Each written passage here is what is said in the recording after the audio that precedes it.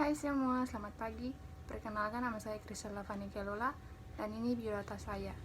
Dan saat ini saya akan menjelaskan tentang tugas yang diberikan, yaitu teknik informatika dan kalkulasi hingga komunikasi. Pertama, apa itu teknik informatika? Informatika merupakan disiplin ilmu komputer, yaitu data maupun informasi pada mesin berbasis komputasi. Disiplin ilmu ini mencakup beberapa macam bidang, termasuk di dalamnya sistem informasi, ilmu komputer, ilmu informasi, teknik komputer, dan aplikasi informasi dalam sistem informasi manajemen. Beberapa bagian dalam teknik informatika kita akan membahasnya satu persatu. Yang pertama, beberapa kesimpulan komputer. Beberapa kesimpulan komputer. Dari beberapa jenis definisi tersebut, diambil kesimpulan komputer adalah yang pertama, alat elektronik. Yang kedua, dapat menerima input data. Yang ketiga, dapat mengelola data. Yang keempat, dapat memberikan informasi. Yang kelima, bekerja secara otomatis. Yang keenam, menggunakan suatu program yang tersimpan di memori PC atau komputer laptop Anda masing-masing. Yang kedua, siklus pengolahan data. Ada 3 tahap siklus pengolahan data.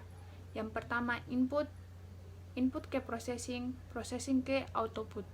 Input itu proses memasukkan data ke dalam proses komputer lewat input.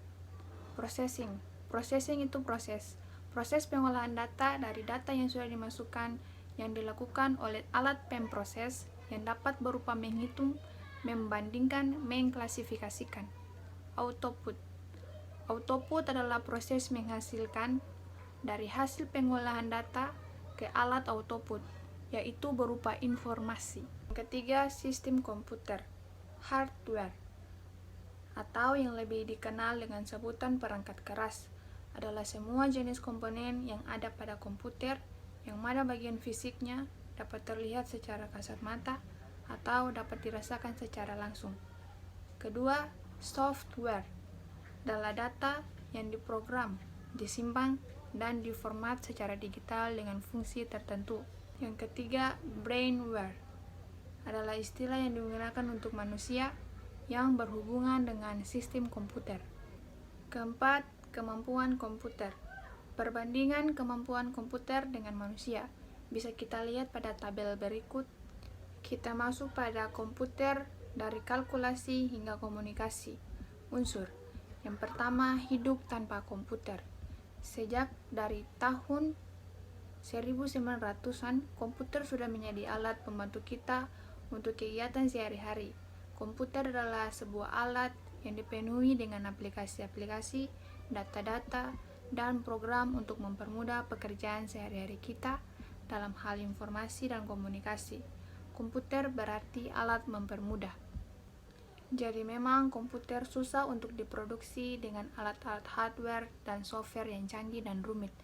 Tetapi dengan keperluan masyarakat dengan benak ini, banyak perusahaan telah memproduksi komputer dengan cepat dan harga yang terjangkau. Dengan ini hampir semua orang di dunia menggunakan komputer ataupun laptop.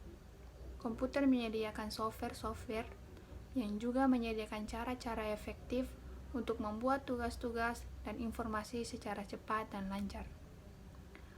Konklusinya adalah dengan adanya kombinasi antara komputer dan internet, kegiatan sehari-hari kita dapat membantu dengan membuatnya lebih mudah. Yang kedua, mesin proses informasi. Fungsi utama CPU adalah melakukan berbagai operasi, termasuk operasi aritmatika dan logika terhadap data yang datang dari memori atau informasi yang dimasukkan melalui perangkat keras, seperti papan ketik atau keyboard, pemindai, tuas kontrol, maupun tikus atau mouse. Selanjutnya, cara kerja CPU. Bisa kita lihat di situ.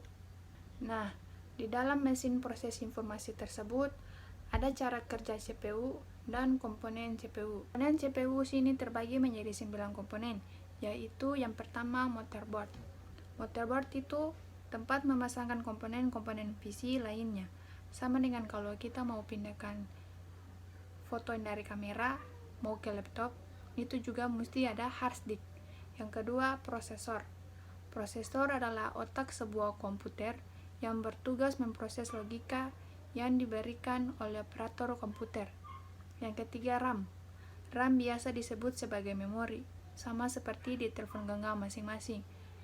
Memori HP punya memorinya sendiri, seperti kayak 3 GB, dan seterusnya. Keempat, video card VGA.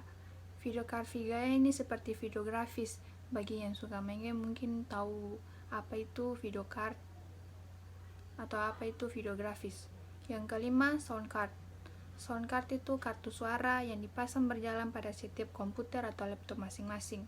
Kartu suara mengontrol semua audio pada komputer atau laptop masing-masing.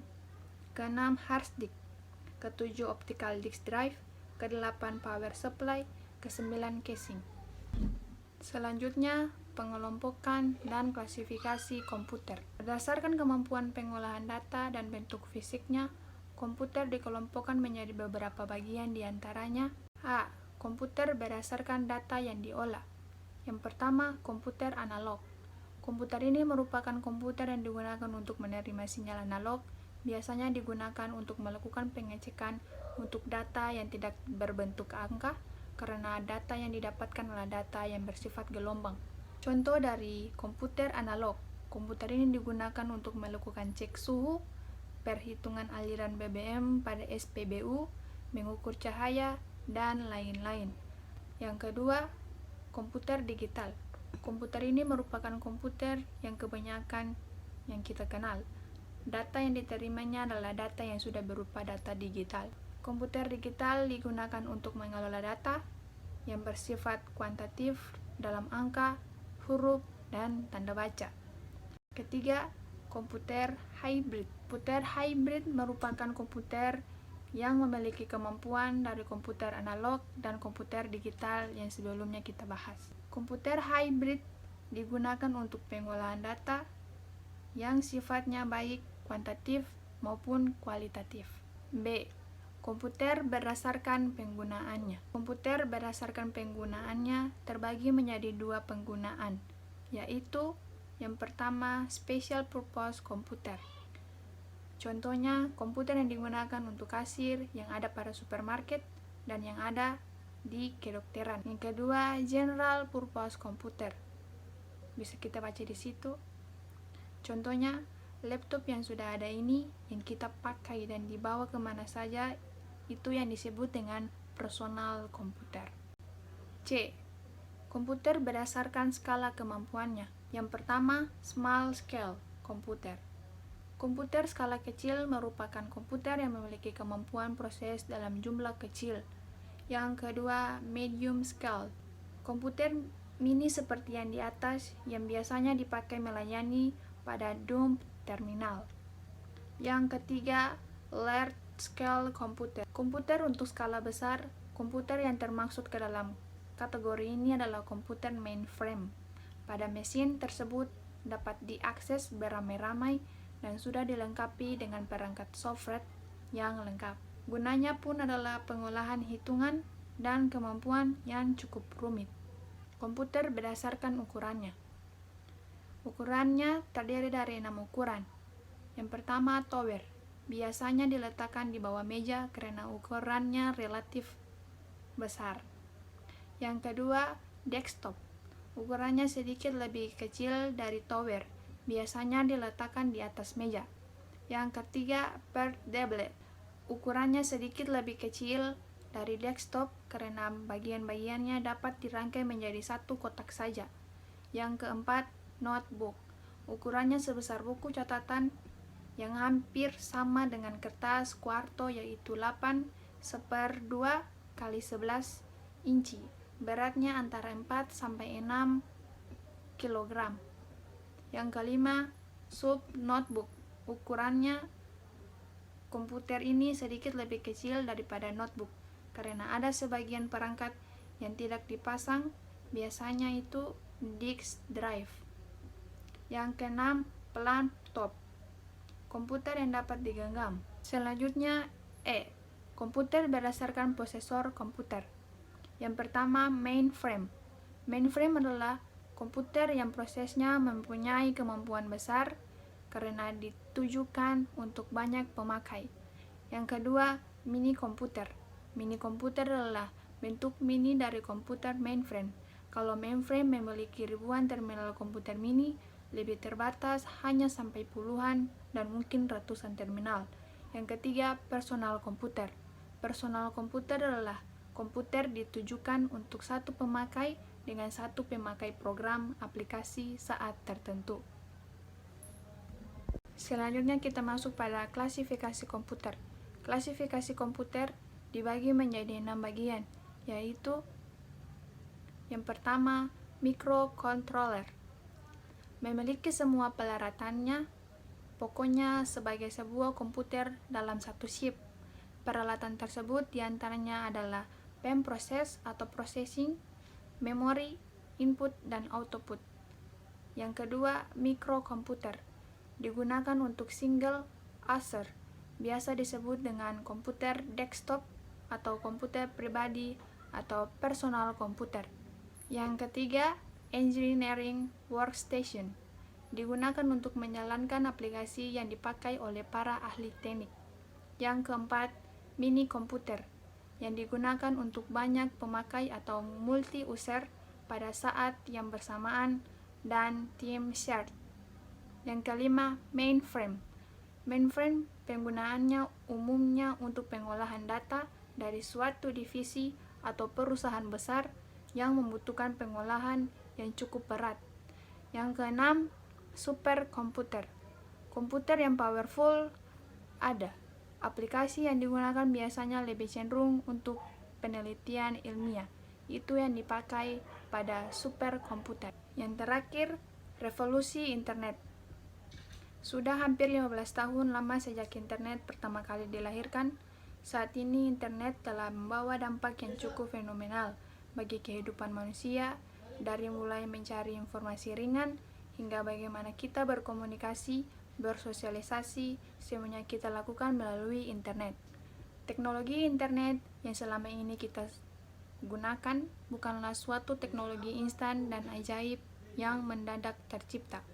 Banyak proses waktu yang sangat panjang dan usaha kerja keras dari para tokoh-tokoh yang berdedikasi untuk kita, atau para kaum muda, untuk dapat dinikmati manfaat dan kegunaannya. Berikut ini beberapa tokoh pionir yang berjasa dalam perkembangan teknologi internet. Kesimpulan yang dapat diambil, teknologi informasi atau TI dan penggunaannya dalam sistem informasi telah menciptakan peluang berkarir yang menarik. Peluang mendapatkan pekerjaan dalam bidang sistem informasi sangat bagus karena berbagai organisasi terus memperluas penggunaan teknologi informasi mereka. Dengan ditemukan berbagai macam teknologi yang mendukung informasi, ini menyebabkan perkembangan teknologi informasi yang demikian pesat, di mana setiap informasi yang ada di dunia ini dapat kita dapatkan dengan waktu yang relatif singkat.